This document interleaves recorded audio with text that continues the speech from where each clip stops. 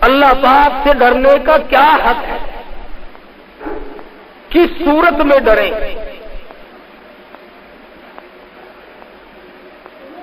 اگر آج ان کا صحیح ترجمہ سمجھا جائے اور ذکر کیا جائے تو وہ ہم لوگوں کے مزاج کے مطابق مشکل بیٹھے گا۔ کیوں؟ ہمارے یہاں تو ڈر اس کو کہتے ہیں کہ آدمی نے حرام کھایا اور کہہ دیا یا اللہ توبہ میری، رشوت لی اور کہہ دیا یا اللہ معاف کر دیو، زنا اور بدکاری کی اور عرض کر دیا الہ العالمین گناہگاروں معاف کر دینا، عزیز رشتہ دار کا خون پیا اور کہہ دیا کہ یا اللہ معاف کر دے۔ حق کا تقاتی کا ترجمہ یہ نہیں کہ زبان پر صرف استغفار کے لفظ آ جائیں، صرف توبہ کے لفظ آ جائیں۔ حق کا تقاتی کا ترجمہ یہ ہے کہ آدمی کی ہر وقت آنکھ میں آنسو ہو اور دل میں سوز و گداز ہو اور ہر وقت رونگٹا کھڑا ہوتا ہو اور رو رو کر اللہ کے حضور میں ہر وقت یہ عرض کرتا ہو مولا اگر تو نے معاف نہ کیا تو میں جاؤں گا کہاں؟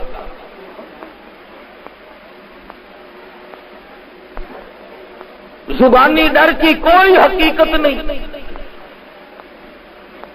ایک آدمی ڈرتا بھی جاتا ہے اور وہ بے ایمانی بھی کرتا جاتا ہے، اپنے آپ کو ڈرنے والا بھی سمجھتا ہے اور پھر ملاوٹ کر رہا ہے، لوگوں کو فریب دیتا ہے، دھوکہ اور دجل اور فریب سے کمائی کرتا ہے۔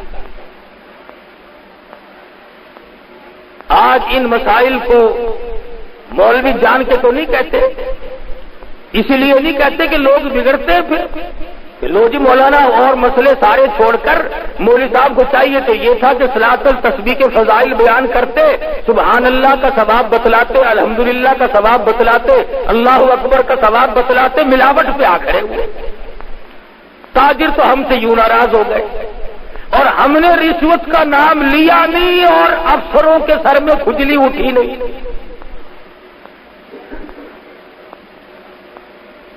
وہ یوں ناراض ہو جاتے کہ تم اور سب کچھ کہو پر رشوت کا نام کیوں لیتے ہو؟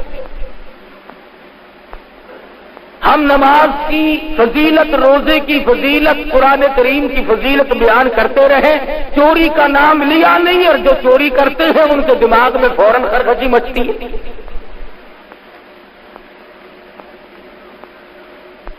اسی طرح سے جب ہم یہ کہیں کہ صاحب کسی کی بہو بیٹی کو تاڑنا غلط ہے، ناجائز ہے، حرام ہے، تو وہ کہتے ہیں کہ صاحب مولانا لوگ مسجد میں بیٹھے رہتے ہیں، انہیں کیا قدر ہے حسن کی؟ تو پھر میرے دوست بیان کیا کیا جائے؟ قرآن کریم نے ان تمام چیزوں کو تفصیل کے ساتھ بیان فرمایا، اور جب تک ہم ان تمام چیزوں کو چھوڑ نہ دیں اس وقت تک مسلمان کہلانے کے حقدار نہیں۔ کیوں؟ اس وجہ سے محمد مصطفیٰ صلی اللہ تعالی علیہ وسلم نے ارشاد فرمایا جو اسلام کی حرام کردہ چیز کو حرام نہیں سمجھتا، حلال کردہ چیز کو حلال نہیں جانتا، سرکار مدینہ فرماتے ہیں فلیس منا، وہ میری امت سے خارج ہے۔ ایک حدیث پاک میں ہے فرمایا نبی کریم صلی اللہ تعالی علیہ وسلم نے، صحابی نے پوچھا یا رسول اللہ میرے ماں باپ آپ پہ قربان ہو جائیں، عرض کرنے لگا آپ ارشاد فرماؤ قیامت کب آئے گی؟ سرکار مدینہ صلی اللہ علیہ وسلم نے جواب میں ارشاد فرمایا جب ہر گھر سے کنجری کی آواز آنے لگے۔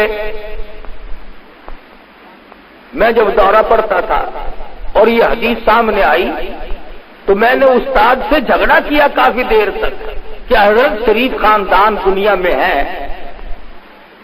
سعادت مند عورتیں ہیں، گھر گھر سے کنجری کی آواز کیسے آ جائے گی؟ لیکن آج کے حالات نے ثابت کر دیا گھر میں شریف ذاتی بیٹھی ہو، کتنا ہی خاندان اونچا ہو، کیسے نیک بخت لوگ رہتے ہو، پر گھر میں ریڈیو رکھا ہے، ہر گھر سے کنجری کی آواز آج آ رہی ہے کہ نہیں؟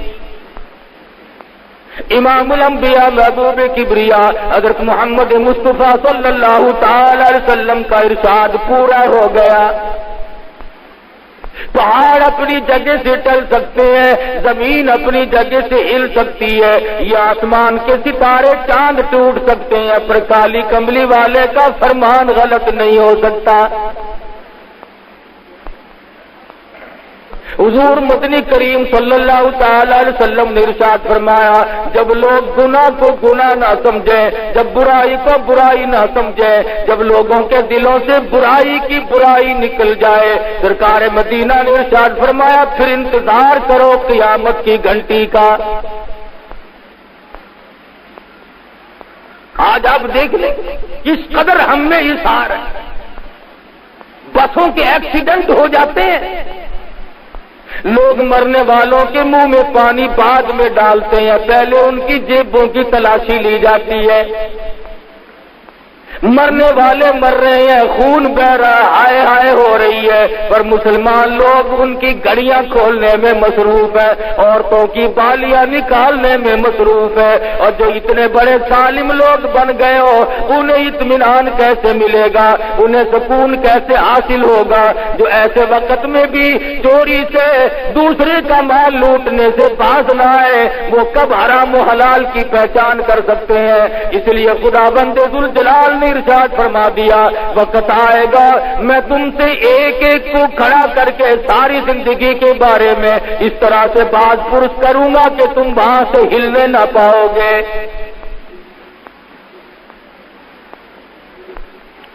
آج دین کا لوگوں نے مذاق اڑا رکھا ہے، اسلام کا تمسخر بنایا ہوا ہے، قرآن مجید کی عظمت کو لوگ کسی طرح سے بھی دلوں میں جگہ دینے کو تیار نہیں۔ اتنی بڑی بے ایمانی کرنی تو ٹھیک نہیں، کچھ تو انصاف کرو۔ تم اپنے معاملات میں غور کر کے دیکھو، عورت کو زندہ خامن چاہیے، خامن کو زندہ عورت چاہیے، اولاد کو زندہ ماں باپ چاہیے، ماں باپ کو زندہ اولاد چاہیے، مکان زندوں کے لیے، دکان زندوں کے لیے، ریل گاڑی موٹر ہوائی جہاز زندوں کے لیے، سبزی ترکاری کھانا پکانا، یہ تمام چیزیں زندوں کے لیے۔ اور مسلمانوں انصاف کرو، ساری چیزیں زندوں کے لیے، پر اللہ کے قرآن کو تم نے مردوں کے سپرد کر دیا۔ سب کچھ تمہارے لیے، روپیہ پیسہ زندوں کے لیے، کھانا کمانا زندوں کے لیے، فلم تھیٹر تماشا زندوں کے لیے۔ ارے کمال کرتے ہیں لوگ، جب کوئی مر جاتا ہے بنگلے میں، کوٹھی میں، مکان میں، گھر میں، پھر ملا لوگوں کو بلایا جاتا ہے، آؤ آج تو ہمارے گھر میں قرآن کی تلاوت کرو۔ جب تک کوئی مر نہ جائے خدا کے قرآن کو گھر میں جگہ کوئی نہیں۔ اور میں تمہیں صاف ذمہ داری سے بتلاتا ہوں، کوئی مائی کا لال حدیث کی کتابوں میں اس کی تردید نہیں کر سکتا۔ میں قسم کھا کر کہتا ہوں قرآن مجید بھی اللہ نے زندوں کے لیے بھیجا، مردوں کے لیے نہیں۔ نزول مقصد قرآن مردوں کے لیے نہیں۔ میں یہ نہیں کہتا کہ اگر کوئی پڑھ کے بخشے تو ثواب نہیں پہنچتا، اتنی بات ضرور کہوں گا کہ جو پڑھ کر بخشے گا ثواب پہنچ جائے گا، بیچ میں مولوی کی مہر لگوانا ضروری نہیں۔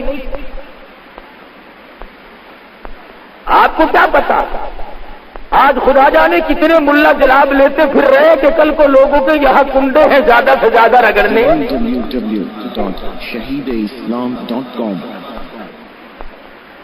مہنگائی کا دور ہے بابا، سبزی نہیں بن پڑتی اور کہاں حلوہ پوری، سبحان اللہ۔ اور اگر کوئی یہ پوچھ لے کہ کہاں موجود ہے یہ ساری چیزیں، ہم نے کہا لکڑی آ رہی کی کتاب میں ہے، نہ بخاری شریف میں، نہ مسلم شریف میں، نہ ترمذی شریف میں، حدیث کی کتاب میں، کسی تفسیر میں، کسی بزرگ کے واقعے میں خواجہ معین الدین چشتی اجمیری رحمۃ اللہ علیہ نے نہیں فرمایا، علامہ شیخ عبد القادر جیلانی پیران پیر رحمۃ اللہ علیہ نے نہیں فرمایا، کسی امام نے نہیں فرمایا۔ فرمایا کس نے؟ جس کو حلوہ روز نہیں ملتا انہوں نے کہا آج کا دن تو کنڈا کر کے دکھاؤ۔ ہمارے پاس کیا رہ گیا؟ یا رسم رہ گئی یا بے ایمانی رہ گئی۔ حلال کی روٹی مشکل. او لوگوں اس وقت تم مرتے وقت ایمان کی امید کیسے لگائے بیٹھے ہو جب لوگ سود کو منافع کہہ کر کے کھاتے ہو؟ کتے کو اگر بکری سمجھ کر کوئی آدمی حلال کر لے تو وہ حلال نہیں ہوتا، ذبح کر لے تو حلال نہیں ہو جاتا، وہ کتا ہی رہے گا. جو آئے اس کو کہو میاں یہ بکری ہے، یہ نہیں کتا ہے کہ واہ واہ میں تو اس کو بکری سمجھتا ہوں.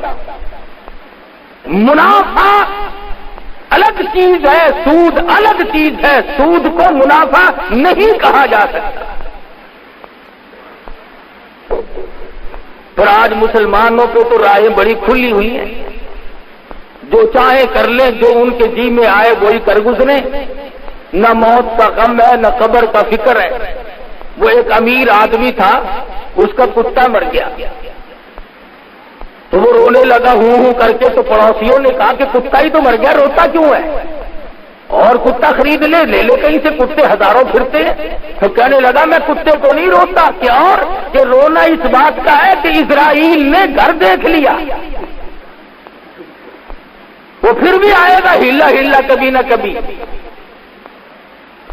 تو چاہے جتنی صورت بناؤ موت سے کسی کو مفر نہیں.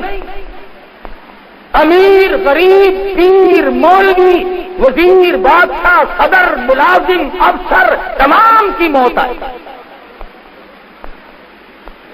اور اس کے لیے تیاری کی ضرورت ہے.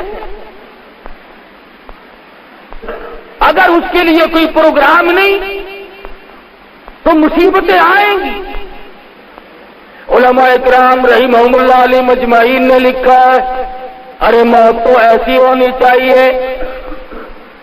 نبی کریم صلی اللہ علیہ وسلم کا صحابی ہے دیوانہ پروانہ زیاد بن سکن ہے. جنگ میں شریک ہوا، جہاد میں شریک ہو گیا. جہاد فی سبیل اللہ صحابہ اکرام کرتے تھے.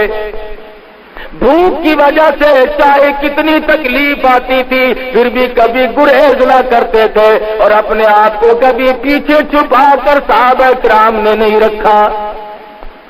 جنگ ختم ہوا، جہاد ختم ہوا، صحابہ کرام واپس آ گئے، شہید ہوئے انہیں بھی لے آئے. مدنی کریم صلی اللہ علیہ وسلم بار بار پوچھتے ہیں او لوگوں اس صحابی کا کتنا اونچا مقدر ہوگا جس کو کالی کملی والے بار بار یاد فرما رہے ہیں. فرمایا زیاد بن سکن کہاں ہے؟ غازیوں میں نہیں، زخمیوں میں نہیں، شہیدوں میں نہیں، ملتا نہیں.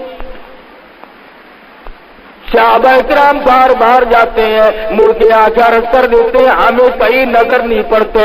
مدنی کریم صلی اللہ علیہ وسلم نے ارشاد فرمایا جاؤ پہاڑ پہ کھڑے ہو کر دو صحابی آواز لگاؤ زیاد بن سکن تم کہاں ہو، تجھے کالی کملی والے یاد فرما رہے ہیں. دھیمی دھیمی سی آواز آئی، دھیرے دھیرے سے ایک غار میں سے آواز آئی. کہنے لگا میں چلنے پہ قادر نہیں، میں آنے پہ قادر نہیں، چل نہیں سکتا، شدید زخمی ہوں، تم جلدی کرو میرے پاس آ جاؤ. صحابہ دوڑے دوڑے جا پہنچے اور کہنے لگا جلدی کرو مجھے اٹھا کر دوڑ کے لے کے چلو. کیوں کیا بات ہے؟ کہتا میری ایک تمنا ہے، میری ایک آرزو ہے، میری ایک حسرت ہے، میں چاہتا ہوں وہ پوری ہو جائے. صحابہ اکرام اٹھا کر لیے چلے جا رہے ہیں، مدنی کریم کے قریب آ پہنچے. صحابہ اکرام نے پوچھا بتلا تو دے تیری کیا تمنا ہے، کیا تیری آرزو ہے؟ کہنے لگا لوگوں ساری عمر دعا مانگی الہی آخری وقت ہو میری نظر ہو اور محمد مصطفیٰ کا رخ انور ہو. ایسی صورت میں میری موت آئے. صحابی کو اٹھا کر صحابہ اکرام دوڑے دوڑے تشریف لائے اور مدنی کریم صلی اللہ علیہ وسلم نے دیکھ کر جولی پھیلا دی، رحمت والی گود میں صحابی کا سر رکھ لیا. حضور کی آنکھوں میں آنسو آ گئے. 100 کے قریب تلواروں تیروں کے زخم ہیں، سر سے پاؤں تک زخمی ہے۔ مدنی کریم کے چہرے انور پہ نظر ڈال کر مسکرانے لگا۔ آپ نے فرمایا کیا بات ہے زیاد بن سکن کیوں مسکرائے؟ عرض کیا میرے آقا آج عمر بھر کی تمنا پوری ہوئی، میری آرزو پوری ہوئی، آج خوشی نہ مناؤں تو اور کیا کروں؟ میری زندگی کے آخری لمحات آپ کے دیدار میں گزر رہے ہیں۔ کیوں؟ اس لیے میں تو ساری عمر اسی تمنا میں لگا رہا، جہاد کی تمنا کرتا تھا، اللہ نے زخمی جہاد میں کیا اور موت کے لیے آپ کی رحمت والی گود مجھے عطا فرما دی۔ عشق سوزو گداز ہو تو یہ ساری چیزیں بنی جایا کرتی ہیں، اور یوں خامخواہ سکھ کے عشق میں کچھ نہیں رکھا، لوگوں کو بہکانے کے لیے طرح طرح کی باتیں بنائے۔ فرمایا خون جگر دے کے خزاں میں ثمر لائیں گے، یوں تیری راہ میں سرد کے گزر جائیں گے، کون تریاق کہے زہر ہی راحل کو، مگر ہم تیرے عشق میں یہ زہر بھی پی جائیں گے۔ سرکار مدینہ کے سچے شہدائی اور صحیح معنوں میں محبت کرنے والے حضور صلی اللہ علیہ وسلم کی نظر زیاد بن سکن پہ پڑی۔ زیاد بن سکن نے رخ انور کا دیدار کیا۔ او لوگوں، ہم میں سے کوئی اپنی بیوی کو دیکھتا ہوا مرے گا، کوئی اپنے بچوں کو تکتا ہوا مرے گا، کوئی کوٹھی بلڈنگ بنگلے کو دیکھتا ہوا مرے گا۔ قربان جاؤں زیاد بن سکن تیری موت پہ، تو آخری وقت میں مدنی کریم کا دیدار کر رہا ہے۔ رحمت والی گود میں دم توڑا، پیشانی پہ بوسہ دے کر سرکار مدینہ نے ارشاد فرمایا فزت برب الکعبہ، او نوجوان رب کعبہ کی قسم تو کامیاب ہے۔ 100 کے قریب زخم کھائے، تمنا ہے پھر بھی دل نہیں توڑا۔ آج ہم تو سکینتوں میں دل توڑ بیٹھتے، ارے صاحب ٹھیک ہے نیکی تو ہے پر کیا کروں، میں تو اس کے لائق نہیں، میں کر نہیں سکتا۔ سستی سستی عبادت، ایسی عبادت ایسی نیکی جس میں تکلیف آنے کا کوئی اندیشہ نہ ہو، اس کے لیے تو ہم سب تیار ہیں، اور جس پہ یوں معلوم ہو جائے کہ کوئی نہ کوئی مصیبت آئے گی پھر ہم سب یرک جاتے ہیں۔ رات کا وقت ہے، محمد مصطفیٰ صلی اللہ علیہ وسلم کے صحابی کا جنازہ اٹھایا۔ اللہ پاک ہم سب کو مدینے پاک کا دفن نصیب فرمائے۔ نوازا ہے مولا کریم نے جن کے دلوں میں یہ محبت سوز و گداز اور یہ عشق رہا کہ مدینے کا دفن نصیب ہو۔ مولانا بدر عالم میرٹھی رحمت اللہ علیہ کو جا کے دیکھو، مائی حلیمہ کے قدموں میں اللہ نے جگہ عطا فرما دی۔ مولانا مظفر حسین کاندلی رحمت اللہ علیہ کو اللہ تبارک و تعالیٰ نے سیدنا عثمان غنی رضی اللہ تعالیٰ عنہ کی بغل میں جگہ عطا فرما دی۔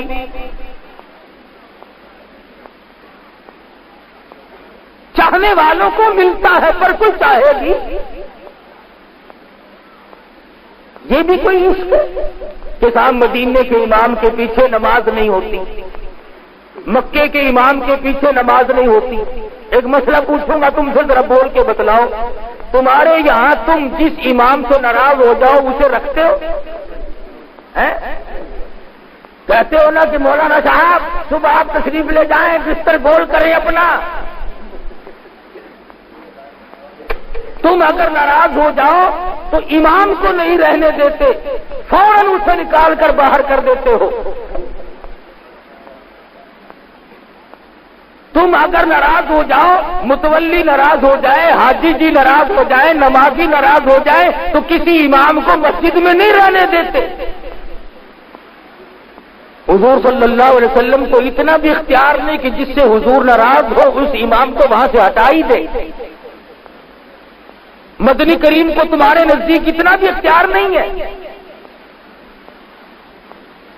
ادھر کہتے مختار کل ہو اور ادھر زبردستی ہو رہی ہے، حضور ناراض ہے اور امام مصلی پہ چڑھے کھڑے ہیں۔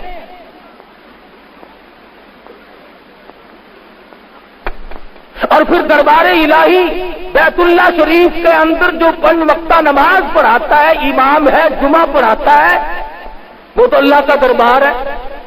اللہ میاں بھی ڈر گیا ان سے، وہ بھی انہیں نہیں ہٹا سکتا۔ معلوم یہ ہوا کہ بیت اللہ شریف میں جو امام ہے اللہ پاک ان سے راضی، اور مدینہ شریف میں جو امام ہے محمد مصطفیٰ صلی اللہ علیہ وسلم ان سے راضی،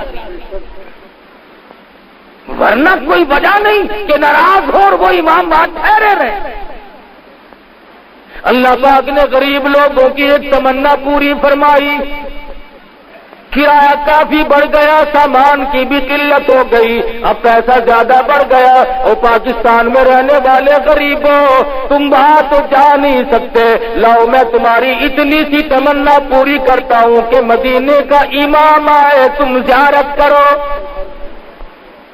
بیت اللہ شریف کا امام آئے تم زیارت کرو۔ اللہ نے غریب قوم کے مقدر جگائے، اور میرے جیسے مولوی فتویٰ لکھنے کھڑے ہو گئے کہ ان کے پیچھے نماز پڑھنی حرام ہے، کعبے کے امام کے پیچھے تو نماز پڑھنی حرام ہے، اور یہ جو صبح سے لے کر شام تک 50 عورتوں کو تاڑتے ہیں ان کے پیچھے نماز ثواب ہے۔ خدا جانے عقل کہاں ماری گئی۔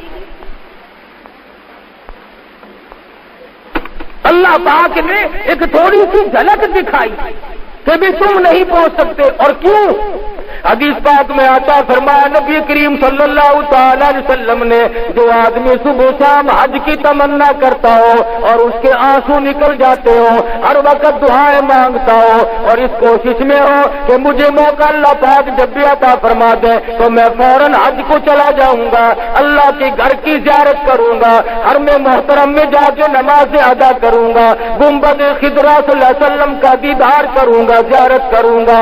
حدیث پاک میں آتا ہے تمنا ہے، آرزو ہے، حسرت ہے، موت آ گئی پوری نہ ہوئی، اللہ پاک ایک فرشتے کو حکم دیتے ہیں میرے بندے نے بڑی دعائیں مانگی، بڑی تمنا کی، بڑی آرزو کی، میں نے اسے موقع نہ دیا، اور نوری فرشتے میرے اس بندے کی طرف سے جا کے تو مکمل حج ادا کر، کیونکہ اس کی آرزو ہے، اس کی حسرت تھی، اس کی تمنا تھی۔ تو مسئلہ کہتے ہوئے سوچنا لوگ بھول گئے کہ مسئلہ کہے تو کس طرح سے کہے اور کیا کہے۔ وہ ایک آدمی آیا فتویٰ لینے ایک مولوی کے پاس، عورت آئی، وہ کہنے لگی کہ اس طرح سے انتقال ہو گیا میرے خامند کا، مال اب جائیداد تقسیم ہونی ہے، میرا کتنا حصہ بنے گا؟ مولوی صاحب نے فتویٰ دیا کہ 8واں حصہ ملے گا، باقی تیری اولاد کا۔ اس نے کہا یہ تو کام بالکل خراب ہو گیا، 8ویں حصے میں کیا کام چلے گا؟ یہ سب بچے کچے لے گئے سارا حصہ۔ وہ کہنے لگی مولوی صاحب نوٹ دوں گی 100 کا بندہ، کوئی بڑی کتاب میں دیکھ لے اگر کوئی مسئلہ نکلتا ہو۔ ان لگا تو پہلے نوٹ لا پھر مسئلہ نکال دوں گا میں۔ اس نے دے دیا تو کہنے لگا ایسی کتاب میں سے نکالوں جس کا انکار کوئی نہ کر سکے، ما اغنا عنہ مالہ و ماں کا سب، سارا ہی ماں کا ہے، ماں کو دے دو، بچوں کی ماں کو دے دو اور کسی کا کوئی حصہ نہیں۔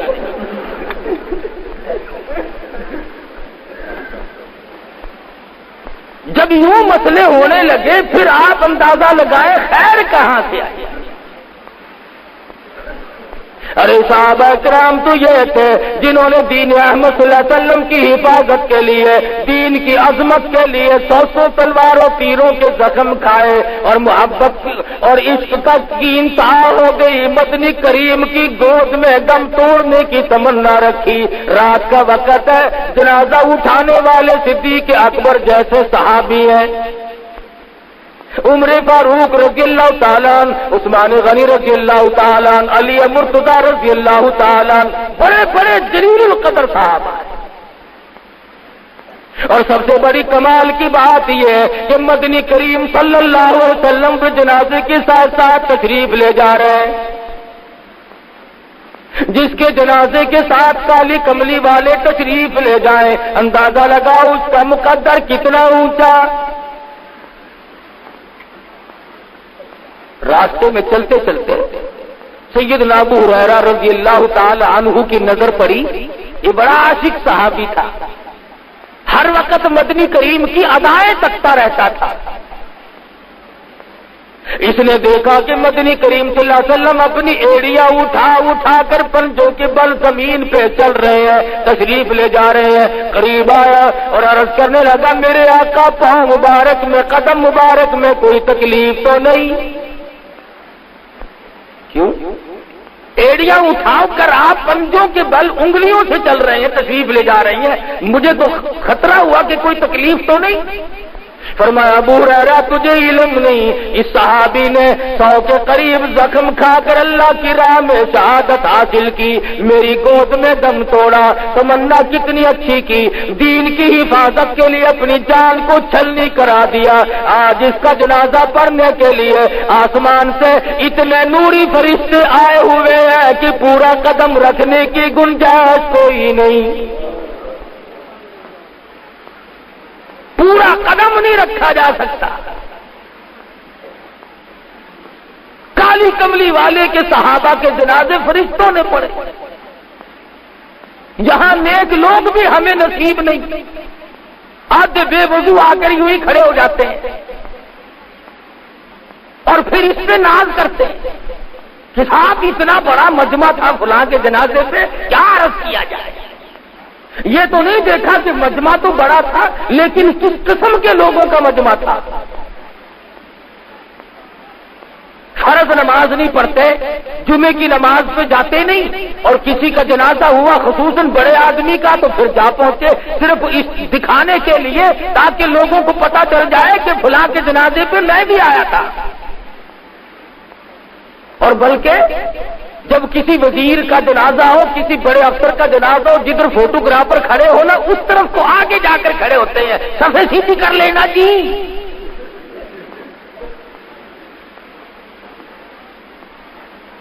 ایک آدمی اور آ رہا ہے، انتظار کرو تاکہ سب کو پتا چل جائے کہ میں بھی آیا ہوں۔ ہے کتنا جنید بغدادی، تیرے آنے سے ہی بخشش ہو جائے گی بس۔ ذہنی تماشا دیکھو کہ آج نیتیں کس قدر بگڑ گئی، ہماری نیتوں میں فتور ہے۔ اگر ہماری نیتیں صحیح ہو جائیں تو یہ بات کبھی بھی نہ بنے جو اب بن رہی ہے۔ صرف تمہاری بات نہیں، پوری دنیا میں اس وقت مسلمانوں کا یہ حال ہے کہ قرآن کو ٹھکرایا اور اپنی مرضیات پہ چلے تو آج مار کھا رہے ہیں چاروں طرف۔ اب کوئی یہ ماننے والی بات ہے کہ اسرائیل کے چند بدماش یوگنڈا کے ہوائی جہاز اڈے پہ آئے اور 36 منٹ میں ان کو مار مور کر پکوڑے سے بنا کے چلے گئے؟ 36 منٹ میں سارا کھیل کھیل دیا۔ مسلمان اتنا کمزور، اتنا بزدل، اتنا گیا گزرا۔ اب تم نہیں بچتے، یاد رکھو، تیار ہو جاؤ مرنے کے لیے۔ غیرت ہمارے پاس نہ رہی، شرم و حیا ہمارے پاس نہ رہی، دیانت و امانت ہمارے پاس نہ رہی، حرام و حلال کی پہچان کر کے اس پہ عمل کرنا یہ ہمارے پاس نہیں رہا۔ اب ہمارا بچنا بڑا مشکل ہے۔ پچھلے ہفتے میں انڈونیشیا میں زلزلہ آیا، 2 گاؤں سالم کے سالم زمین میں غرق ہو گئے۔ گناہ بڑوں نے کیے، خدا جانے کتنے بچے گود میں ہوں گے، کتنے بچے پیٹ میں ہوں گے، کتنے معصوم بچے بڑوں کے گناہوں کی وجہ سے زمین میں دفن ہو کے غرق۔ ابھی 1 مہینہ نہیں ہوا، فلپائن میں زلزلہ آیا، آندھی آئی، طوفان، 1 گھنٹے میں 20,000 آدمی مر گیا۔ اب موت تھوک کے بھو آ رہی ہے، اور مجال ہے ہم بدل جائیں۔ نہ میں بدلوں، نہ تم بدلو، نہ دکاندار بدلے، نہ حاکم بدلے، بالکل نہیں بدلنا، اور آگے کو چلیں گے۔ جس طرف سے ہمیں دین نے روکا ہوگا اس طرف کو اور آگے بڑھیں گے، اور آگے بڑھیں گے۔ صحابہ کرام تو اتنا پہرا دیتے تھے دین احمد صلی اللہ علیہ وسلم کی باتوں کا، جو مدنی کریم سے کی ارشاد میں سے مل گیا اسی پہ عمل کرتے کرتے ساری عمر گزار دی، چاہے اس میں نفع سمجھا نقصان سمجھا۔ علا بن حضرمی سب قید رضی اللہ تعالی عنہ۔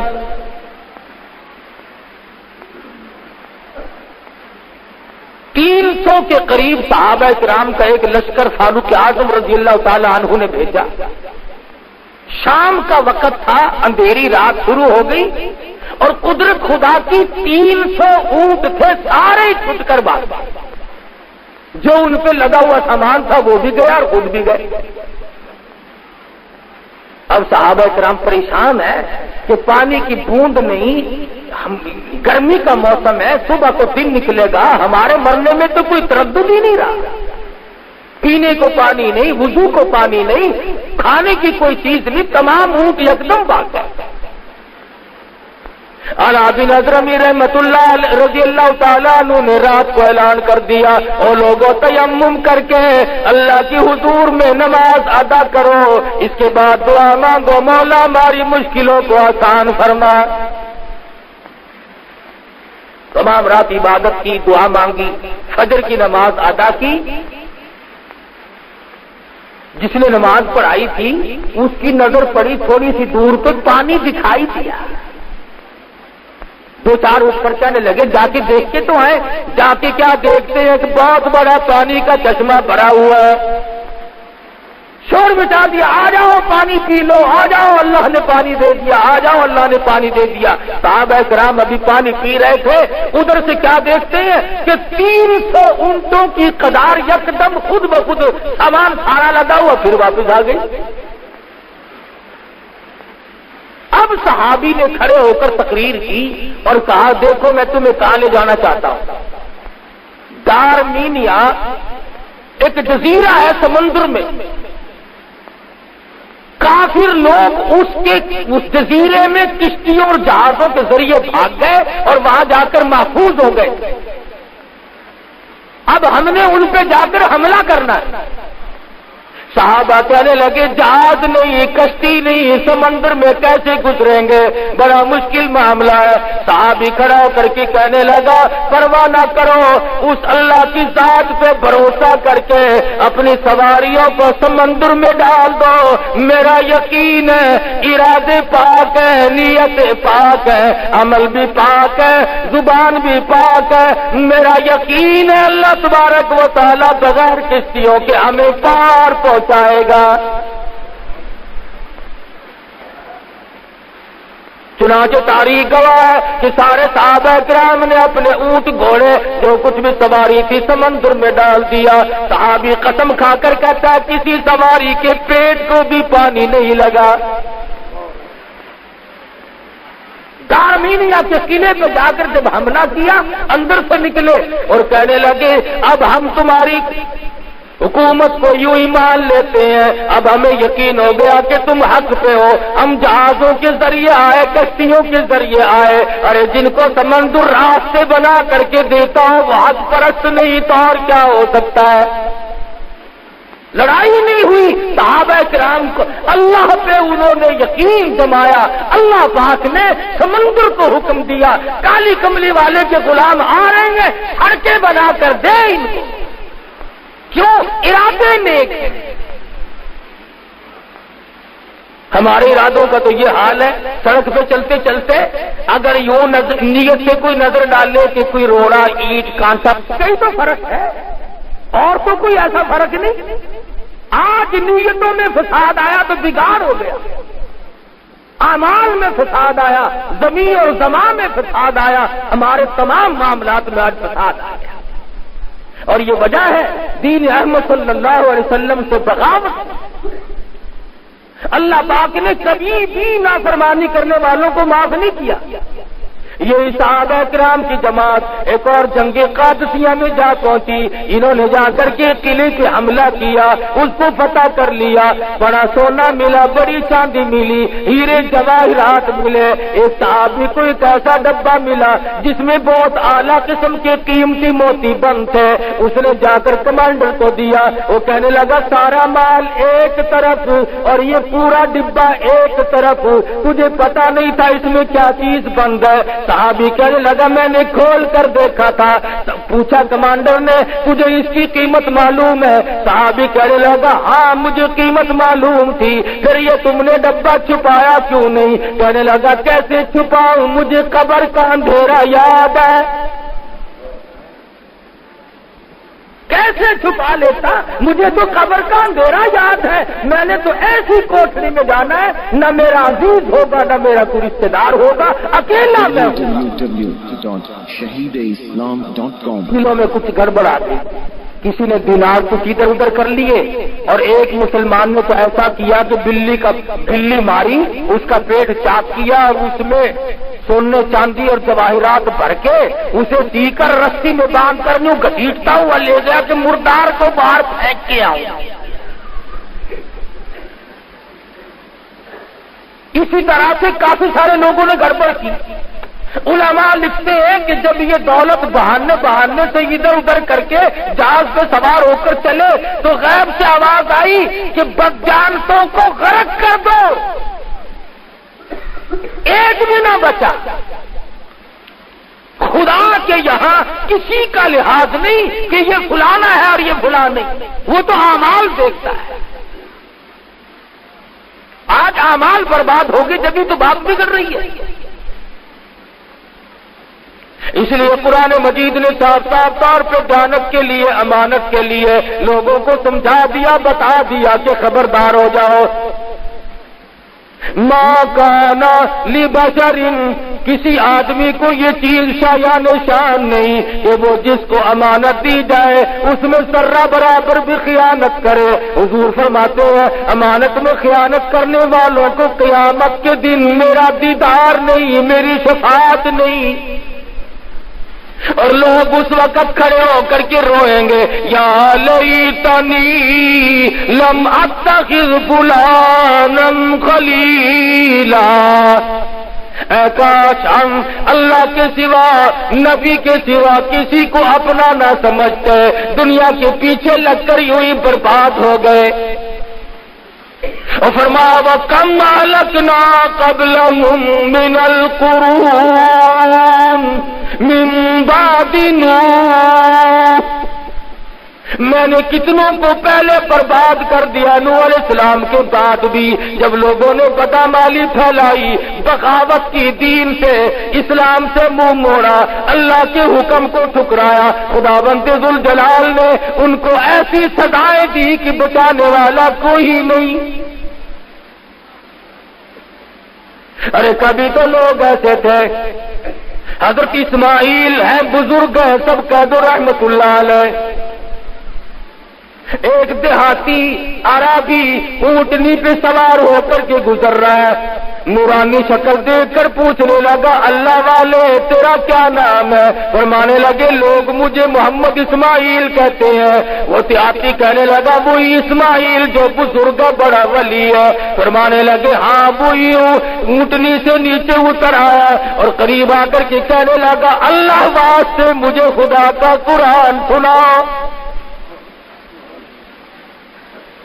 حضرت اسماعیل رحمت اللہ علیہ نے قرآن مجید سنایا وَفِي السَّمَاءِ رِزْقُكُمْ وَمَا تُوعَدُونَ، او لوگوں تمہارا رزق آسمانوں پہ ہے، زمین پہ نہیں، وہاں سے آتا ہے۔ کہنے لگا رزق آسمان پہ ہے کہ ہاں دیکھو قرآن کہہ رہا ہے، میں تو دھکے کھاتا پھروں پھر یہاں۔ اسی وقت اپنی اونٹنی کو ذبح کیا، ٹکڑے کیے اور لوگوں میں مفت بانٹ دیا، اور جو تلوار پاس تھی اسے توڑ کر پھینک دیا، اور یوں کہتا ہوا جنگل کی طرف نکل گیا۔ اللہ پاک نے سچ فرمایا، میرا یقین آ گیا۔ حضرت اسماعیل رحمت اللہ علیہ فرماتے ہیں کوئی 10 مہینے سال کے بعد میں حج کو گیا، میں اللہ کے گھر کا طواف کر رہا تھا، کسی نے پیچھے سے میرا کپڑا پکڑ کر کھینچ کر کہا اللہ والے اس دن جنگل میں قرآن سنایا تھا، آج دربار الہی میں سنا دے۔ وہ مجھے پکڑ کر مقام ابراہیم پہ لے گیا، میں وہاں بیٹھ گیا، پھر میں نے چند آیتیں وہی سنائی، اس کے بعد پڑھا فَوَرَبِّ السَّمَاءِ وَالْأَرْضِ إِنَّهُ لَحَقٌّ مِثْلَ مَا أَنَّكُمْ تَنطِقُونَ۔ اللہ پاک زمین و آسمان کی قسم کھا کر فرماتے ہیں لوگوں میری بات پہ یقین کیا کرو۔ وہ دیہاتی کہنے لگا اللہ پاک کو قسم کھانے کی کیا ضرورت پڑی، بندوں کو یقین دلانے کے لیے مولا کریم قسمیں کھائے، ہم یقین نہ کریں۔ ایک مرتبہ ان آیتوں کو پھر پڑھو، حضرت اسماعیل نے پڑھی، دیہاتی نے چیخ ماری، مقام ابراہیم سے دھڑام سے گر کر جان دے دی۔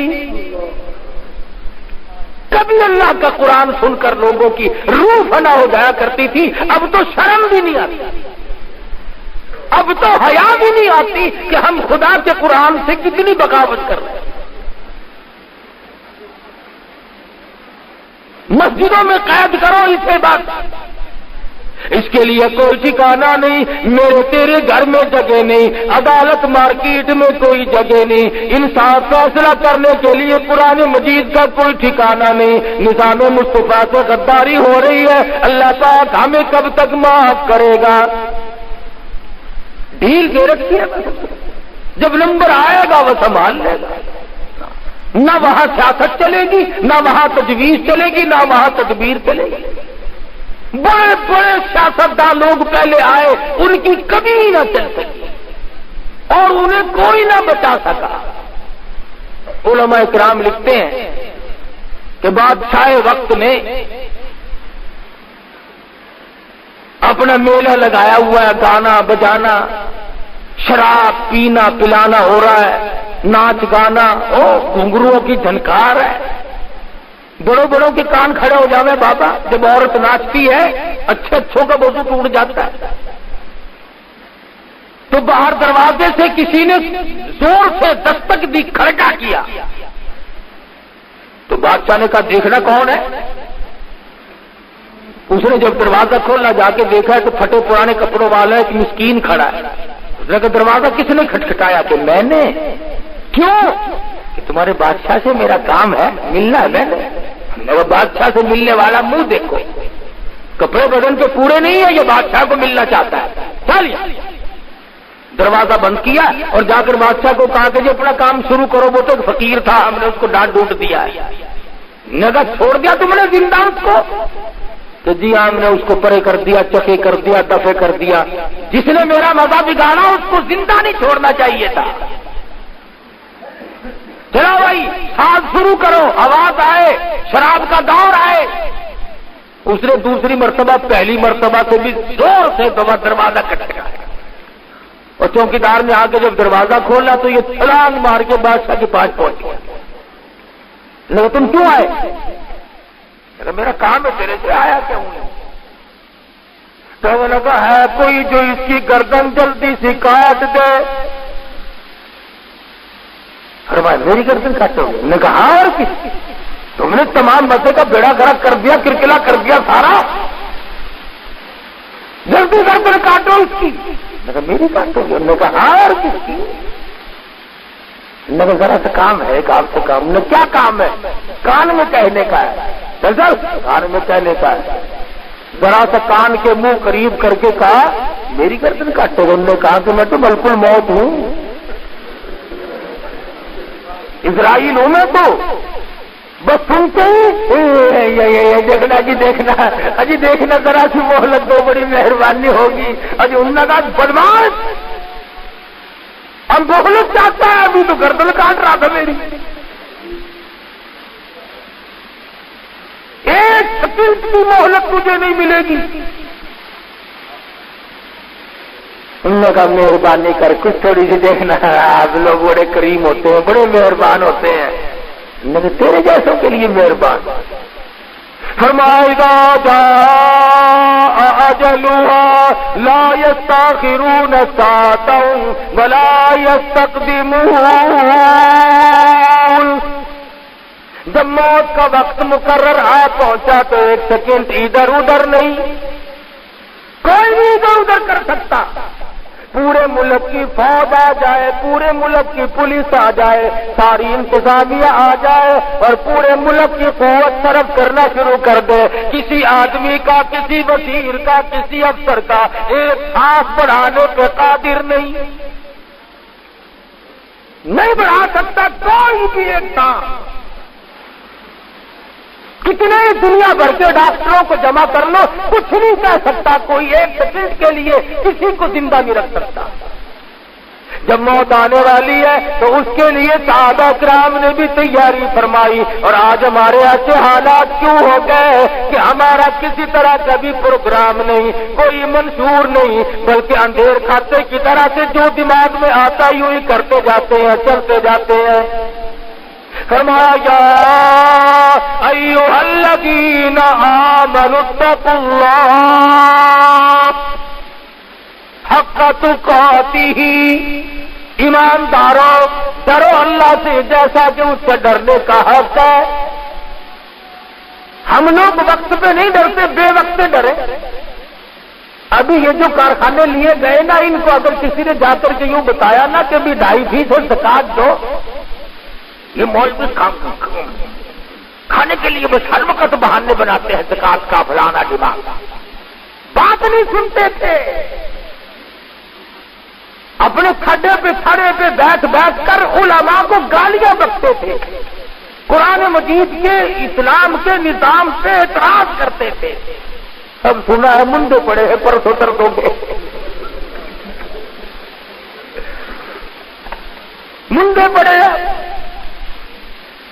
ایک قانون آیا، ان نے کہا باہر ہو جاؤ. نے کہا جی کیا بات ہے؟ میں کہہ رہا ہوں باہر ہو جاؤ. بسم اللہ الرحمن الرحیم.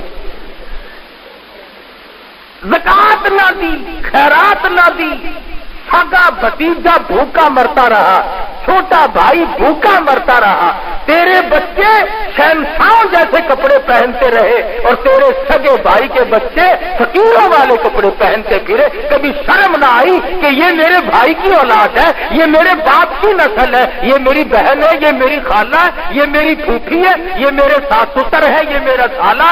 کبھی سلوک کرنے کی کوشش نہیں. www.shahideislam.com. تو اللہ میاں کا یہ تو نظام ہے، یا تو وہ 2.5% مانگتا ہے یا پھر وہ سارا ہی لے لیتا ہے. انہوں نے کئی طرح پلہ جھاڑ یا کھڑا ہو. اور ابھی صرف اسی پہ بس نہیں، اور خدا جانے کس کس چیز کا نمبر ہے. ہمیں تو ڈر نہیں، ہم تو ہر وقت کہتے ہیں کہ ہمیں قومی ملکیت میں لے لو فٹافٹ. ہمارا کیا جائے گا؟ باغ اپنا نہیں، جائیداد اپنی نہیں، کارخانہ اپنا نہیں. یہ پیٹ کا کارخانہ، روٹی تو دیں گے. ہمارا کیا بگڑے گا؟ باری سب کی آنی ہے. یاد رکھو یا سیدھے ہو جاؤ، کرو اسلام سے. 30 برس اسلام سے غداری کی، نظام مصطفیٰ سے 30 سال تک غداری کی. لاکھوں مسلمان کٹوایا جب پاکستان بنا. شرم نہ آئی کہ ہم ان معصوم بچوں کی روحوں کو تکلیف دیں. ہندوستان سے آنے والے لوگ جانتے ہیں جب ہندو گنڈے حملہ کرتے تھے، سکھ بدماش جب حملہ کرتے تھے تو عزت والی عورتوں نے، سمجھدار بہنوں نے سونا نہ اٹھایا، چاندی نہ اٹھائی، مال و دولت نہ اٹھایا، گھر میں سے قرآن لیا اور گلے میں لٹکایا اور اپنے قریب کے کنویں میں چھلانگ لگا دی. کسی کافر کا ہاتھ اللہ کے قرآن پہ نہ آئے اور میری آبرو پہ نہ آئے. تم نے 30 برس تک ان بہنوں کا منہ چڑھایا. اب سوال یہ پیدا ہوگا کہ جی یہ جو لے رہے ہیں یہ ان کے پاس رہیں گے؟ اللہ میاں کا نظام یہ ہے، اس نے ہر چھوٹی مچھی کے پیچھے بڑی مچھی لگا رکھی ہے. ادھر ادھر سے معاملہ یہی گول ہوتا چلا جائے گا. بہرحال ہم پریشان ہیں اور رہیں گے جب تک حضور اکرم صلی اللہ علیہ وسلم کے لائے ہوئے قرآن کو ہم اپنے دستور میں، آئین میں، فیصلے میں. دیکھو صبح کو 2 حاجی لڑ پڑے یہاں، نمازی 2 لڑ پڑے، اور میں انہیں کہوں کہ آؤ قرآن میں فیصلہ کروا لو، بالکل نہیں آئے گا، چاہے وہ روزانہ 100 رکعت نماز نفل کی نیت باندھتے ہو. انہیں کہو کہ مسجد میں مولوی صاحب بیٹھے ہیں، اسلام کا مسئلہ پوچھو، محمد مصطفیٰ صلی اللہ علیہ وسلم کی عدالت کا مسئلہ پوچھو اور اپنا مقدمہ یہی ختم کر دو. نہیں صاحب، کورٹ میں تمہیں لے کے چھوڑوں گا، ابھی ہائی کورٹ تک لے جاؤں گا. کیا سمجھ رکھا آپ نے؟ یہ تو نمازیوں اور حاجیوں کا اور میرے جیسے مسلمانوں کا حال ہے کہ ہم نبی کے فیصلے کو کبھی نہیں مانتے. کیوں؟ امام الانبیاء محبوب کبریا حضرت محمد مصطفیٰ صلی اللہ تعالی علیہ وسلم کا فیصلہ اپنا نہیں، خدا کا فیصلہ ہے. اور خداوند عالم چونکہ مالک کائنات ہے، خالق کائنات ہے، وہ بندوں کے مزاج کو دیکھ کر جو مالک ہے وہ جانتا تقاضوں کو، وہ جانتا ضروریات کو، اسی کے مطابق اس نے تمام فیصلے فرمائے، قانون بنائے. اب قرآن نے کہا نا کہ چور کا ہاتھ کاٹ دو، تم نہ کاٹو، 100 سال کی سزا بھی اگر چور کو دو گے چوری بند نہیں ہوگی. قرآن کریم نے کہا کہ زانی کو کوڑے مارو. تم اگر زانی کو چمڑا ادھیڑ دو، قتل کر دو، لیکن زنا بند نہیں ہوگا جب تک کہ سرکار مدینہ کا لایا ہوا دستور نافذ نہ کیا جائے. یہ تو آقا کے اور اللہ میاں کے قانون میں برکت ہے کہ جرائم کو روک دیا جائے. قانون تو اب بھی ہے، پولیس پکڑتی بھی ہے، مقدمے بھی چلتے ہیں، چوروں کو کون سا کھلم کھلا چھوڑتے ہیں. ہاں ایک بات تو ہے، اگر اس قسم کا کام کرنے والے حصہ ڈال لیں پھر ماشاءاللہ کام چلتا رہتا ہے. پتی ہوتی ہے نا، پتی اگر ڈال لی جائے نا پھر کام کھپ جاتا ہے. میں یہ کہتا ہوں کہ نظام مصطفیٰ جو ہے وہ چوری کے معاملے کا ہو، وہ زنا کے معاملے کا ہو، وہ قتل و قتال کے معاملے کا ہو، کچھ بھی ہو، دنیا کا پورا نظام، عبادات، اخلاق، معاملات، لینا دینا، خرید و فروخت، حکومت، تجارت، تمام کے تمام جب قرآن مجید نے بیان کی ہے، اس کی تکذیب کرنے والے، اس کو تردید کرنے والے، اس کو چھوڑنے والے مسلمان ہو کر کے اطمینان کی زندگی کبھی نہیں گزار سکتے. ہاں اگر اسلام اور ایمان کا انکار کر دیا جائے پھر اور بات ہے. سیدنا فاروق اعظم سب کو رضی اللہ تعالی عنہ دور خلافت ہے، ایک عیسائی جاسوس آیا مدینے میں اور مسلمانوں کو کہنے لگا کیوں بھائی تمہارا ایوان صدر کہاں ہے، شاہی محل کہاں تمہارا؟ لگا یہ جناب کے پیچھے. لگا یہ آدھا چھپا ہوا اور آدھا ننگا. لگا یہ کہ ہاں یہی تو ہے. لگا یارو میرے ساتھ مذاق نہ کرو، اپنا شاہی محل بتاؤ جہاں تمہارا بادشاہ رہتا ہے. انہوں نے کہا خدا کی قسم یہی ہے. لگا اچھا کہاں تمہارا بادشاہ؟ کہ ہمارے یہاں بادشاہ نہیں ہوتا، خلیفہ ہوتا ہے، نبی کا جانشین ہوتا ہے. انہوں نے کہا ہے تو لکڑیاں چننے گئے جنگل میں. بادشاہ آج تو چپڑاسی کی لکڑیاں چننے جا سکتا. سیدنا فاروق اعظم رضی اللہ تعالی عنہ کے بارے میں جب یہ سنا تو وہ حیران ہو گیا اور کہنے لگا مجھے بتاؤ کدھر کو گئے؟ تو لوگوں نے کہا یہ راستہ ہے جنگل کا. یہ ادھر کو چلتا چلتا چلتا چلتا جب ایپ پہنچا دیکھتا کیا ہے کہ امیر المومنین خلیفۃ المسلمین سیدنا عمر فاروق سب کو رضی اللہ تعالی عنہ آرام سے زمین کے درخت کے نیچے سوئے ہوئے. یہ تھا عیسائی. اس نے کہا کام بن گیا، نہ کوئی باڈی گارڈ نہ کوئی حفاظتی دستہ، اکیلا ہے، تلوار میرے پاس آئی اور مقابلے کی نوبت بھی نہیں آئے گی، سویا ہوا ہے یہ تو بس اڑا دوں گا ایک بار.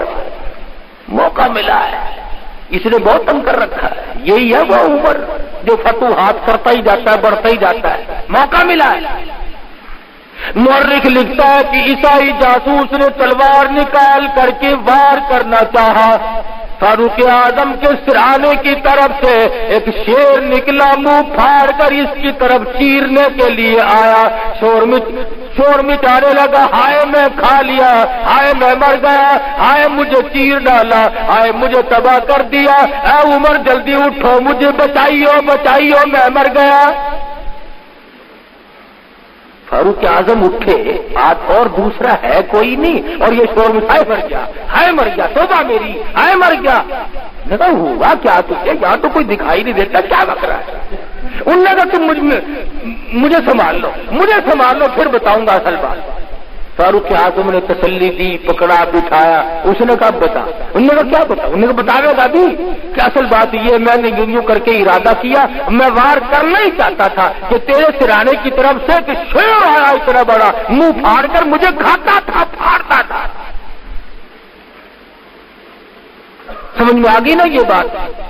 आगे सबकी समझ में।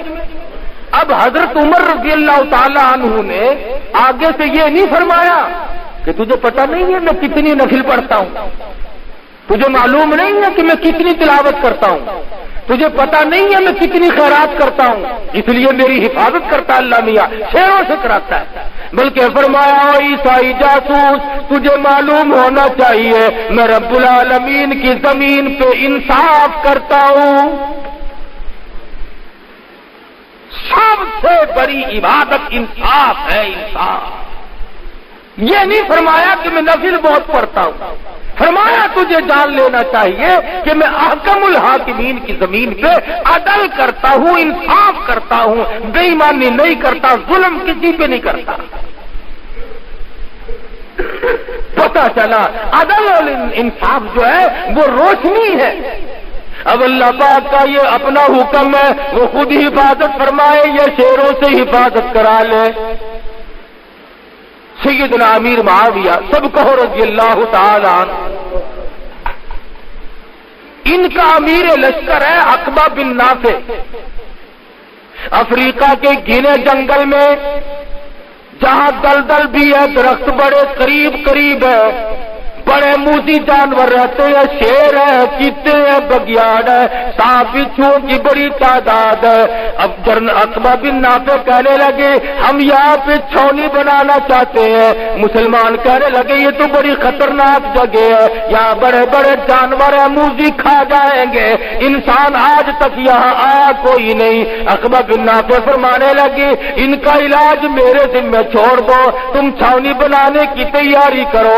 सहाबी दरख्त पे चढ़ा और आवाज दी, कहने लगा, ओ शेरो, ओ बगियाड़ो, ओ चीतो, ओ सांप बिच्छू, तमाम जानवरों के नाम ले लेकर के कहा, मैं गुलाम हूँ मोहम्मद मुस्तफा सल्लल्लाहु अलैहि वसल्लम का, और हम यहाँ छावनी बनाएंगे मुस्तकिल, इसलिए मैं हुक्म देता हूँ 24 घंटे के अंदर अंदर जंगल को खाली कर दो, जो मिलेगा इसके बाद उसे कत्ल कर दिया जाएगा। मुसलमान जंगल के जानवरों को चैलेंज करता है। और मुअर्रिख लिखता है कि जब लोगों की नजर पड़ी तो शेर कतार बनाकर, सांप अपनी कतारों में, बगियाड़ अपनी कतारों में, चीते अपनी कतारें बना बना करके जंगल से निकल रहे थे। तमाम मुसलमान खड़े होकर के जाने वालों का तमाशा देख रहे थे। कभी तुम ऐसे थे कि तुम्हारे जंगल के जानवर भी ताबे थे, समुद्रों का पानी भी तुम्हारे ताबे था, कभी हवा भी तुम्हारे ताबे थी, और आज तुम खुद मर रहे हो, तुम्हारा इस दुनिया में पुरसाने हाल और तुम्हें संभालने वाला कोई। कभी इसकी वजह नहीं सोची कि आखिर ऐसा हो क्यों गया, क्यों हुआ ऐसा? उसका वाहिद सबब यह है कि निजाम मुस्तफा सल्लल्लाहु अलैहि वसल्लम से गद्दारी है। दुनिया के मुसलमानों ने कुरान के निजाम को छोड़ दिया, इस्लाम के निजाम को छोड़ दिया, सरकार मदीना के लाए हुए दस्तूर को छोड़ दिया, अपनी मर्जी का निजाम चलाया। अल्लाह पाक उससे नाराज होते हैं। फरमाया, लोगों आओ बच के दिखाओ, मैं तुम्हें किस तरह पे ठिकाने लगाता हूं। रात लोग हैदराबाद में कह रहे थे, कराची से कई बसें आती आती पानी में जो घुसी, कई बसें लुढ़क गई, اور ایک دلہن جس کو کراچی سے لا رہے تھے پانی میں جب بہنے لگی، اس کے خامند نے چٹیا پکڑی تو وہ ہاتھ میں رہ گئی اور وہ پانی میں بہ گئی اور مر بھی گئی۔ اس نے کیا مہندی اس لیے لگائی ہوگی کہ میں راستے میں ڈوب جاؤں گی؟ کتنے دن پہلے ماں باپ نے سہیلیوں نے بٹھایا ہوگا گھر میں کہ تم دلہن بن کر جائے گی، اسے معلوم تھا کہ میں تو ٹھکانے پہنچنے بھی نہ پاؤں گی۔ اور ابھی پچھلے ہفتے میں لال پور کی سرگودے کے درمیان میں ایک بس آئی فاٹک پہ، ڈرائیور کے ہاتھوں پھول گئے، وہ تو چھوڑ کے نکل گیا، 26 آدمیوں کے چھیچڑے اڑ گئے، براتیوں کے، اور قدرت خدا کی اسی بس میں دولہا دلہن دونوں بچ گئے۔ جنہیں بسانے چلے تھے وہ بچ گئے، جو بسانے والے تھے وہ اجڑ گئے۔ اس لیے کہتا ہوں ہر وقت اللہ پاک سے ڈر، اس سے ڈرنے کا یہ حق ہے کہ اٹھتا بیٹھتا کھاتا پیتا لکھتا سوچتا تمام معاملات میں اللہ سے ڈر کر حق کا تو قاطی، ایسا ڈر جیسا کہ اس سے ڈرنے کا حق ہے۔ صحابہ کرام ڈرا کرتے تھے، تمام معاملات میں ڈرتے تھے۔ سیدنا عمر فاروق سب کہو رضی اللہ تعالی عنہ فرماتے ہیں کہ میں نے ساری عمر تمنا کی کہ میں ابو بکر صدیق سے نیکیوں میں بڑھ جاؤں، لیکن ایک دن ایسا آیا میں نے یہ تمنا کرنی چھوڑ دی، یہ تمنا کرنی میں نے چھوڑ دی۔ کون سا دن؟ امیر المومنین خلیفۃ المسلمین سیدنا ابو بکر صدیق سب کہو رضی اللہ تعالی عنہ خلافت کا دور ہے۔ عمر فاروق فجر کی نماز کے بعد ایک بڑھیا محتاج کے دروازے پہ چلے گئے، آواز دی پرت اللہ میں پانی بھر کے لا دوں اور جو تیرا کام کاج جو مجھے بتا دے۔ اندر سے آواز آئی جزاک اللہ، اللہ پاک تجھے جزائے خیر عطا فرمائے، تجھ سے پہلے کوئی اور سارے کام کر کے چلا گیا۔ حیران ہے کون ہے ایسا آدمی؟ نماز پڑھتی تو میں آیا ہوں، نماز سے پہلے کون آ گیا؟ فاروق اعظم اگلے روز اذان کے بعد فجر کی نماز سے پہلے پہنچے، بوڑھی اماں برتن دے پانی بھر کے لا دوں، تیرا اور جو کاروبار ہے مجھے بتا دے میں کر کے جاؤں۔ آواز آئی جزاک اللہ، اللہ پاک تجھے جزائے خیر عطا فرمائے، تیرے سے پہلے کوئی اور سارا کاروبار کر کے چلا گیا۔ کون ہے ایسا؟ تیسرے دن اذان سے کافی دیر پہلے پہنچے، دیکھتے کیا ہے کہ ایک آدمی بڑھیا کے مکان میں داخل ہو رہا ہے اور دونوں کندھوں پہ 2 گھڑے پانی کے بھرے ہوئے رکھے ہوئے۔ تو فاروق اعظم باہر بیٹھ گئے، دیکھوں گا نکلتے ہوئے کو یہ ہے کون؟ جھاڑو دی، کھانا پکایا، اس معذور محتاج عورت کو کھلایا، برتن صاف کیے، سارا کام کر کے جب باہر نکلے فاروق اعظم نے آواز دی، وہ جانے والے بتا تو دے تو کون ہے؟ فرمایا عمر کیا لے گا پوچھ کر، میں تیرا بھائی ابو بکر صدیق ہوں۔ خلافت ہو، حکومت ہو، اقتدار پہ بیٹھے ہو، معذوروں اور محتاجوں کا پانی بھرتے تھے۔ آج تم کسی سے راستہ تو پوچھ کے دکھاؤ، راستہ بتانے والے نہیں ملتے، بڑے اسٹیشنوں پہ گاڑیاں پوچھو یہ کہاں جائے گی بولتے ہی۔ وہ اتنے مقام پہ پہنچ کر کے بھی غریبوں معذوروں اور محتاجوں کی رات دن خبر گیری کرے۔ صبح کسی سپاہی کو کہہ کر دیکھنا کہ ذرا یہ چارہ نہیں کر رہی، ہری مرچیں تو لانا، ایسی لا کے دے گا یاد رکھو گے۔ کسی کو کہہ کے تو دیکھو تم، وہ زمان نہیں چلا گیا، وہ لوگ ہی رخصت ہو گئے جو دوسروں کے کام آیا کرتے تھے۔ اب تو جہاں تک ہوگا دوسرے کو برباد کریں گے، بے عزتی کریں گے ایک دوسرے کی۔ تو حضور اکرم صلی اللہ علیہ وسلم نے قرآن مجید کی تلاوت فرمائی، فرمایا یا ایھا الذین آمنوا اتقوا اللہ حق تقاتہ ولا تموتن الا وانتم مسلمون۔ ایمانداروں ڈرو اس مولا کریم سے جیسا کہ اس سے ڈرنے کا حق ہے. اتنے ڈرو کہ مرتے وقت تم پکے مسلمان ہو کے مرو. آخری دم تک تمہارے ذمے کسی کا حق نہ ہو. تم کسی کا ناجائز مال کھا کے نہ مرو, کسی کو ستا کے نہ مرو, کسی کو پریشان کر کے نہ مرو, تاکہ قبر کی تباہی تمہارے سامنے نہ آ جائے. سیدنا ابو دردا ہے سب کہہ دو رضی اللہ تعالی عنہ, ایک جنازے کے ساتھ ساتھ چل رہے ہیں. کسی نے پوچھا ابو دردا یہ کس کا جنازہ ہے؟ کہنے لگا تیرا جنازہ ہے. اس نے ذرا منہ بنایا کہ ناراض کیوں ہوتا؟ چل میرا جنازہ ہے. اور کہا یہ اپنے خاتمے کو پہنچ گیا, اس نے ملک الموت کا جھٹکا سہ لیا, یہ دنیا کو چھوڑ گیا, دوسری دنیا میں چلا گیا, اور جنازہ تو میرا تیرا باقی ہے, خدا جانے کس حال میں موت آئے. سیدنا ابراہیم علیہ السلام نے ملک الموت سے کہا مجھے اپنی شکل تو دکھا جس شکل میں گناہگاروں فاسقوں فاجروں کی روح نکالتا ہے. کہنے لگا خلیل اللہ تحمل نہ کر سکو گے, دیکھ نہ سکو گے. فرمایا نہیں دکھاؤ تو صحیح. حضرت اسرائیل نے کہا خلیل اللہ ذرا پھر منہ پرلی طرف کر لو. انہوں نے منہ کر لیا. فرمایا عرض کیا ادھر دیکھو.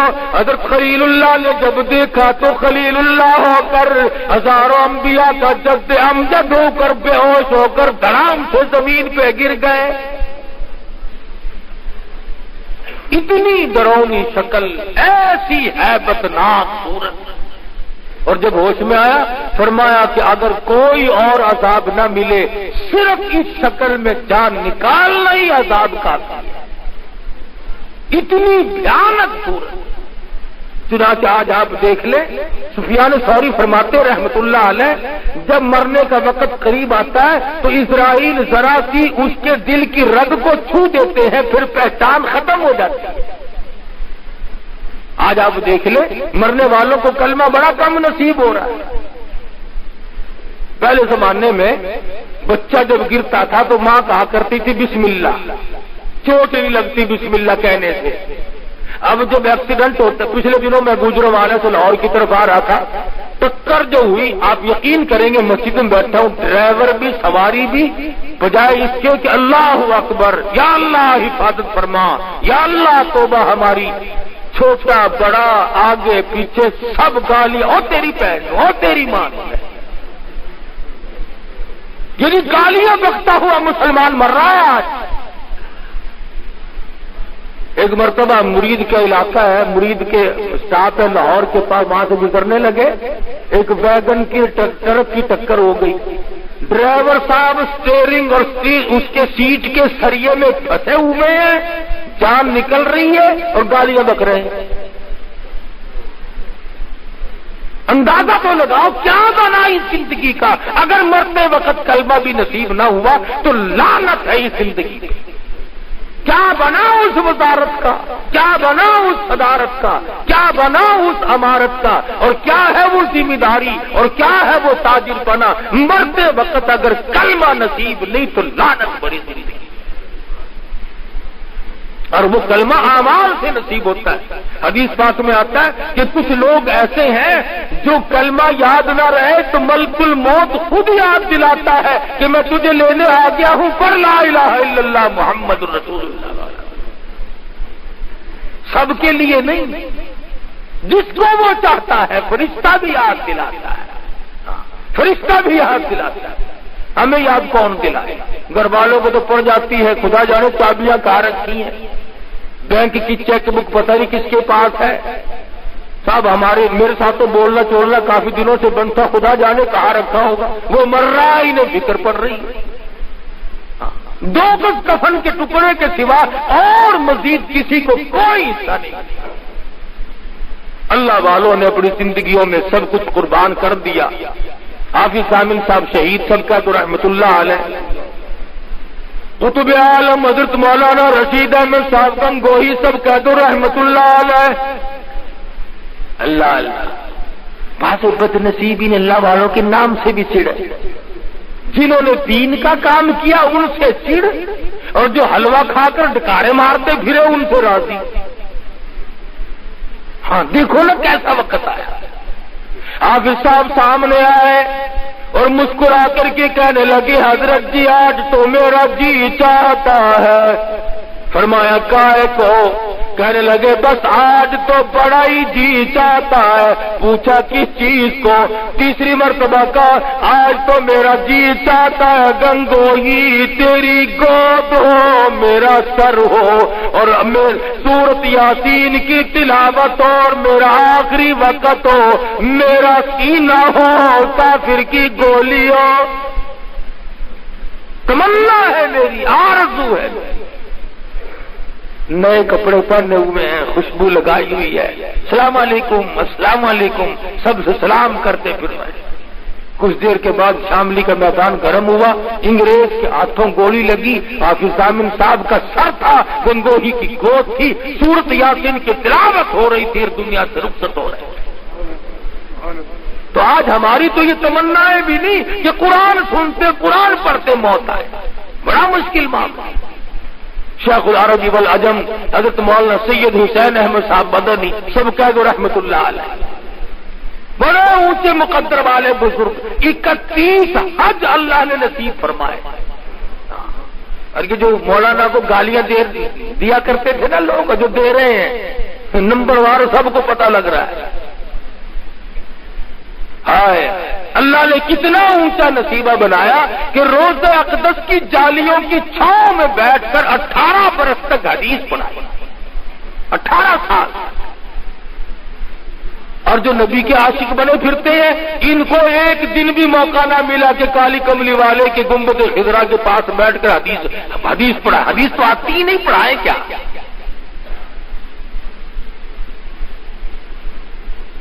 اور اس قدر جرأت تھی اس اللہ والے میں کہ کیا عرض کروں کیا بتلاؤں. ذوق تھا شوق تھا. حضرت شیخ الہند رحمت اللہ علیہ انگریز کی فوج میں مسلمان بھرتی ہوتے تھے اور ترکستان پہ حملہ کرتا تھا انگریز. تو علماء اللہ والوں نے دستخط کرنے سے انکار کر دیا کہ یہ مسلمانوں کو مسلمانوں کے ہاتھوں سے انگریز مرواتا ہے لہذا اس کی فوج میں بھرتی نہیں ہونا چاہیے. تو میرے جیسے جو تھے ملا ملانے انہوں نے دستخط کیے خوب پیسے لیے. شیخ الہند کی باری آئی فرمایا ہرگز نہیں اس فتوے پہ دستخط نہیں کیے جا سکتے. چنانچہ شیخ الہند رحمت اللہ علیہ کو جیل جانا پڑا. کالے پانی میں زندگی گزارنی پڑی. 36 سیر مکئی کھڑے کھڑے پیستے. بتانا یہ چاہتا تھا کہ جس وقت حضرت شیخ الہند رحمت اللہ علیہ کی وفات ہوئی اور غسل دینے لگے تو کہیں کہیں کالا کالا نشان تھا کہیں کہیں. تو حضرت مدنی رحمت اللہ علیہ سے لوگوں نے اسرار سے پوچھا کہ یہ کیسے نشانات ہیں. فرمایا جا کھڑے ہو کر چکی چلایا کرتے تھے دائیں بھی بائیں بھی اوپر بھی نیچے بھی خاردار نوکدار تار لگے ہوئے تھے جھکنے نہ پائے سیدھے نہ ہونے پائے. چکی بھی چلاتے تھے کبھی کبھی بے ہوش ہو کر گر پڑتے تھے. یہ سب نوکیں چبھ جاتی تھی.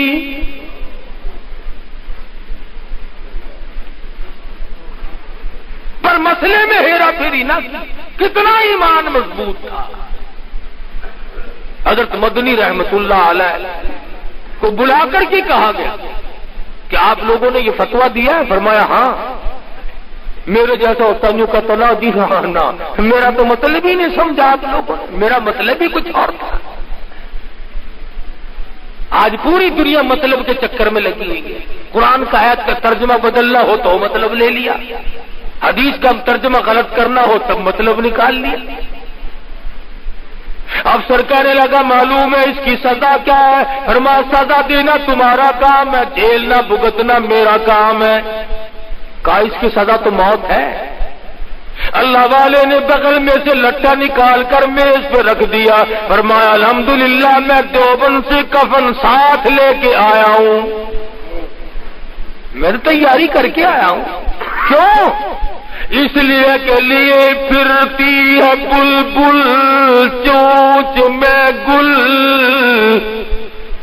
لیے پھرتی ہے بلبل چونچ میں گل اور ڈھونڈتی ہے شہید ناز کی تربت کہاں ہے۔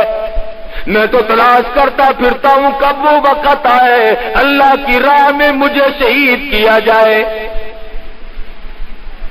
اللہ والے تو اللہ ہی کے نام پہ مرنا چاہتے ہیں۔ یہ ہم دنیا دار لوگ جو ہیں ہم یہ چاہتے ہیں کہ صاحب جب موت آئے تو ہم روپیہ گن رہے ہوں اور موت آ رہی ہے، موت آئے تو ہم کسی کی بہو بیٹی کی آبرو اتار رہے ہیں اور ہماری موت آئے۔ تو فرمایا اتقوا اللہ حق تقاتہ ولا تموتن الا وانتم مسلمون۔ ڈرو اس پروردگار سے جیسا کہ ڈرنے کا اس سے حق ہے، اتنے ڈرو کہ موت آ جائے اور تم فرما بردار ہو کر کے دنیا سے رخصت ہو رہے ہو۔ حدیث میں ہے، فرمایا نبی کریم صلی اللہ تعالی علیہ وسلم نے کہ روزانہ صبح کو جب سورج نکلتا ہے تو وہ اعلان کرتا ہے کہ او مسلمان بندے، میں آج جو دن نکلا ہوں تیری عمر میں پھر یہ دن کبھی نہیں نکلے گا، کچھ نیکی کما لے، کچھ کر لے اگر کچھ کرنا، ورنہ یہ دن نہیں پھر آئے گا۔ تو عمر بیت رہی ہے، 60 50 70 80 40 سال کی عمریں عام لوگوں کی ہو گئی ہیں، لیکن اب تک ہمیں خوف خدا نصیب نہیں ہوا۔ اب تک ہم نے یہ کبھی نہیں سوچا کہ وہ اندھیری کوٹڑی، وہ پلسرات کی راہ، وہ میدان محشر کی تباہی اور وہ قیامت کا خوفناک منظر کس طرح سے ہم لوگ بھگتے ہیں۔ سوچتے ہی نہیں، نہ امیر سوچے، نہ غریب سوچے، نہ ذمہ دار سوچے، نہ تاجر سوچے، نہ وزیر سوچتے ہیں، نہ سفیر سوچتے ہیں، سارا غلم پرم معاملہ ہوا ہے۔ تو آخر کار زندگی بنے گی کیسے؟ فرمایا واعتصموا بحبل اللہ جمیعا ولا تفرقوا واذکروا نعمت اللہ۔ اللہ کے دین کی رسی کو اکٹھے ہو کر مضبوطی کے ساتھ پکڑ لو، ایک راستے پہ قائم رہو، ایک نبی کے امتی۔ اب کچھ لوگوں کو جب تک وہ گالیاں نہ دے دے اس وقت تک مزہ نہیں آتا، بتاؤ اکٹھے کیسے ہو؟ جب تک وہ اللہ والوں کو گالیاں نہ بکے اس وقت تک ان کا ایمان ٹھنڈا نہیں ہوتا، نہ دل ٹھنڈا ہوتا ہے۔ اور بعض بد نصیب تو مدنی کریم صلی اللہ علیہ وسلم کے جانثار، نبوت کے چشم دید گواہ، قرآن کے اترنے کے گواہ، حضور کے جانثار، حضور کے پیٹ پہ بندھے ہوئے پتھر کو کھلوانے والے صحابہ کرام کو بھی بکواس کر دیتے ہیں۔ اللہ پاک حضور اکرم صلی اللہ علیہ وسلم کے صحابہ کرام سے بڑا راضی ہے۔ کیوں؟ اس لیے کہ صحابی خود نہیں بنتے، اللہ پاک جس کو صحابی بناتا وہ بنتا۔ فرمایا میرے نبی کے صحابہ میں اور تم میں اتنا بڑا فرق ہے، تم میری راہ میں احد پہاڑ سونے کا برابر خرچ کرو، احد پہاڑ جتنا سونا خرچ کرو، اور میرے نبی کا جانثار صحابی 2 مٹھی جو میری راہ میں صدقہ کرے۔ حضور نے فرمایا خدا کی قسم اللہ کے نزدیک 2 مٹھی کی جو کی زیادہ قیمت ہے۔ اندازہ لگاؤ کہاں احد پہاڑ سونے کا اور کہاں 2 مٹھی جو۔ حضور فرماتے ہیں 2 مٹھی جو کی زیادہ قیمت ہے، تمہارے احد پہاڑ سونے کے برابر۔ تو یہ صحابہ کی امتیازی شان ہے۔ 1,29,000 صحابہ کرام ہے، سب کی غلامی کرو۔ الحمدللہ میں صدیق کا بھی غلام ہوں، علی مرتضیٰ کا بھی غلام، فاروق اعظم کا بھی غلام، عثمان غنی کا بھی غلام، تمام صحابہ کرام کے غلام، اہل بیت کے بھی ہم غلام۔ بدقسمتی سے بعض لوگ اپنی منمانی کرتے، ان لوگوں کو جو نبی کے دائیں بائیں سوئے ہوئے الٹ پلٹ بکتے رہتے ہیں اور بڑے خوش ہوتے ہیں، ہاں ہم نے بڑے وجہ کیے ہیں، صدیق اکبر کو گالیاں دے دی۔ اور نالائقو باز آؤ، حضور اکرم صلی اللہ علیہ وسلم کے دائیں بائیں سونے والے کبھی غلط کار نہیں ہو سکتے۔ جنت البقیع میں 10,000 سے زیادہ حضور کے جرنیل سوئے ہوئے، جنت المعلیٰ میں کتنے پیغمبر خدا صلی اللہ علیہ وسلم کے صحابہ سوئے۔ تو نہ معلوم میرا آپ کا کس کس کا وقت نزدیک ہے۔ حدیث میں فرمایا نبی کریم صلی اللہ علیہ وسلم نے بس اوقات ایسا ہوتا ہے کہ وہ دلہا بن کے شادی کرنے کے لیے چلا ہے، حالانکہ اس کا نام مردوں کی فہرست میں آ چکا ہوتا ہے۔ شب برات کی جو رات ہے، اس رات میں پورے سال مرنے والوں کی فہرست فرشتوں کی آواز جلا دینے والا، برباد کر دینے والا۔ اس لیے اپنے اندر اللہ سے ڈر پیدا کرو، خوف اپنے دلوں پہ مسلط کرو، قبر کا اندھیرا یاد کرو، قیامت کا خوفناک منظر یاد کرو۔ اللہ پاک مجھے اور آپ کو سچا مسلمان پکا دیندار بنائے اور اپنے بندے اللہ پاک ہم سب کو بنائے۔ حضور کریم صلی اللہ علیہ وسلم